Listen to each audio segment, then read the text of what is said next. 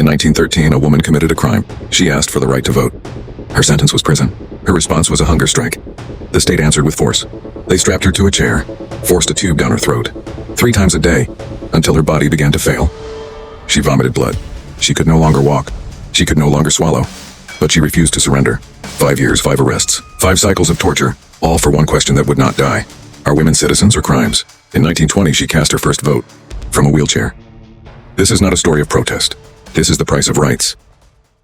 In 1913, Alice Thornton was arrested for a crime that, by modern standards, seems almost inconceivable. She threw a stone at the window of a government building.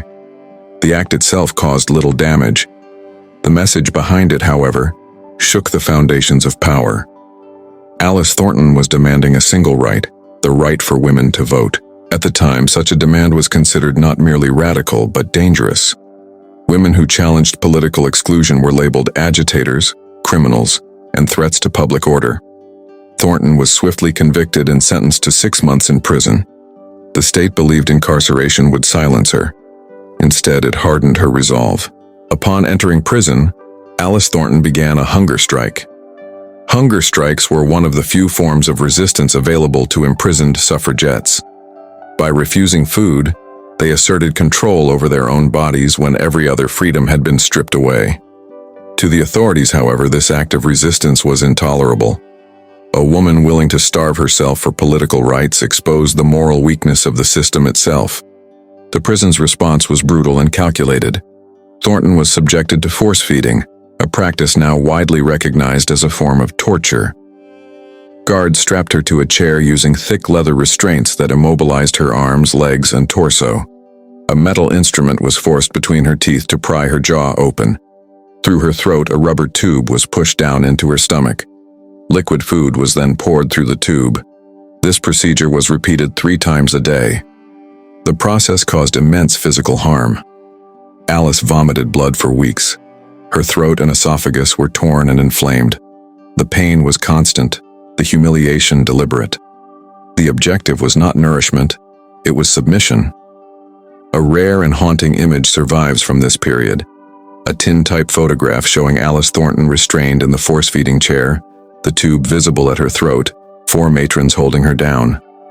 Her eyes, however, tell the real story. They show defiance, clarity, and a refusal to yield.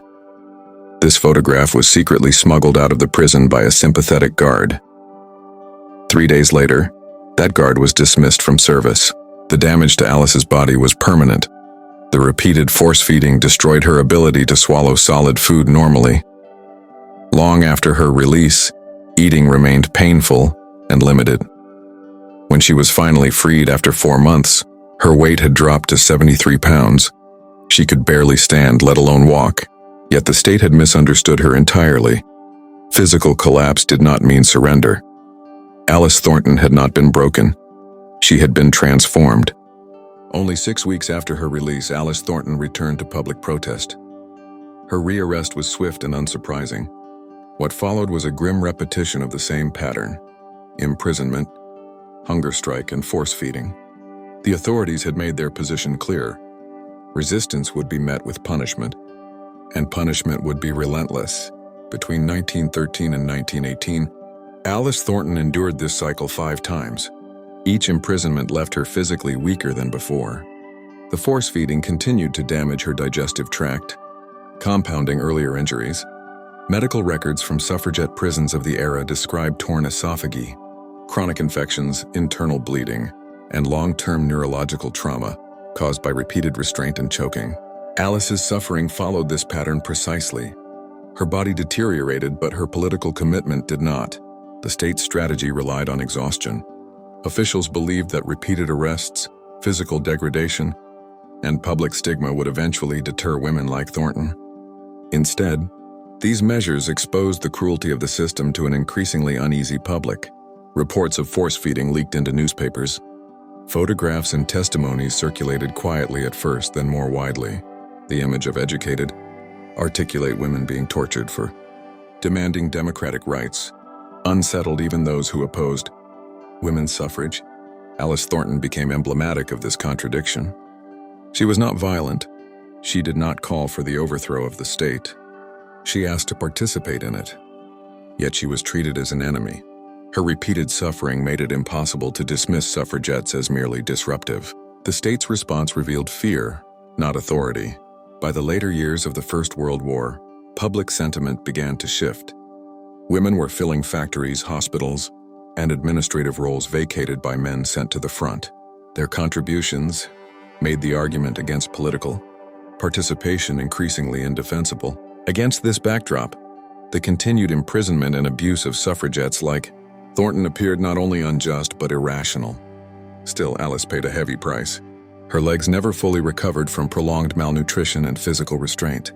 Chronic pain became a permanent companion. She lived with the knowledge that her health would never return. Yet she continued to protest, fully aware that each arrest brought her closer to irreversible damage or death. What sustained her was not optimism but conviction. Alice Thornton understood that progress rarely rewards those who demand it. It rewards those who come after. She was prepared to sacrifice her body so that future women would not have to. By 1918, the machinery of repression began to slow. The state, worn down by war and public scrutiny, could no longer justify its treatment of women demanding the vote. The end of the struggle was approaching, though its cost had already been paid in full by women like Alice. In 1920, women were finally granted the right to vote. The announcement was framed as progress, reform, and national maturity. What history rarely records, however, is the physical and human cost paid by women who lived long enough to see this victory. Alice Thornton was one of them. When Alice cast her first vote, she was 35 years old. She did not walk into the polling station. She was brought in a wheelchair. Years of starvation, forced restraint, and repeated abuse during imprisonment had permanently damaged her body. Her legs never fully recovered. The democratic right she helped secure came to her not as a celebration, but as a quiet, painful confirmation that her suffering had not been in vain. The vote did not restore what had been taken from her. The repeated force-feeding had irreversibly injured her esophagus, leaving her unable to swallow solid food normally for the rest of her life. Eating was never again a simple act. It remained a daily reminder of the violence carried out against her in the name of law and order. Progress did not heal her wounds. It merely explained them. After suffrage was achieved, Alice withdrew from public activism. Like many women who had borne the harshest consequences of the movement, she did not seek praise, recognition, or political office. She carried her scars privately. History often rewards those who arrive at the end of a struggle, not those who absorb its impact. Alice accepted this reality without bitterness. She lived quietly until 1954, passing away at the age of 79. By then, women's participation in civic life had become normalized. Voting booths no longer required courage. Ballots no longer demanded blood. Yet this normalization came at a price paid decades earlier by women whose suffering was deliberately erased from polite historical narratives. Alice Thornton's grave tells a truer story than most textbooks. Her epitaph reads, "She swallowed tubes so that her daughters could swallow their pride and vote." It is not poetic. It is factual. It reminds us that rights are rarely gifted. They are forced into existence by individuals willing to endure what others cannot. Progress does not emerge from comfort. It is extracted from resistance. Alice Thornton's story is not only about women's suffrage. It is about how change is manufactured, through bodies that break, voices that refuse silence, and lives that are permanently altered so others may live with dignity. These individuals do not stand in history's triumphant photographs. They stand in its shadows, holding the structure upright.